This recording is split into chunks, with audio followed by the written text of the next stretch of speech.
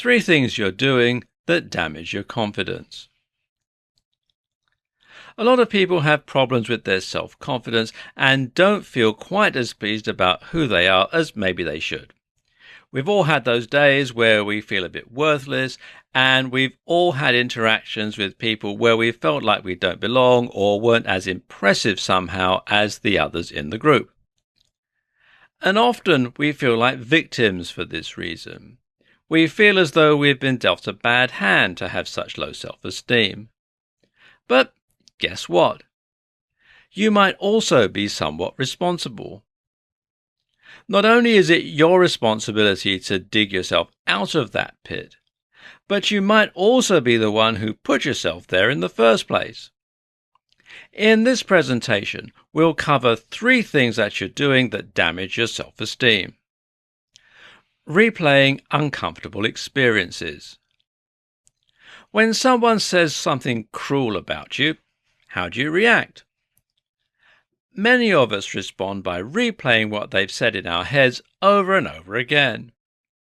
And we do the same thing when we trip over and embarrass ourselves in public. And we do the same thing when we've had a bad date or a bad interview. You get the point.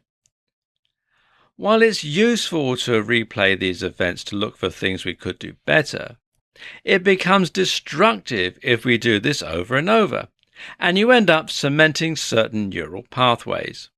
So, have a debrief, then move on. Being too polite and humble. It's nice to be polite and humble to some extent, but there becomes a point where it actually just amounts to putting yourself down. If you're constantly humble, then you are positioning yourself below others. And eventually you start to believe that's where you should be. And so do other people. Playing it safe. Essentially, a lack of confidence comes down to fear. Usually, this means a fear of getting it wrong. The only way to get over that fear is to prove to yourself that it's unfounded. How? By facing that fear. And that means getting out of your comfort zone and taking risks.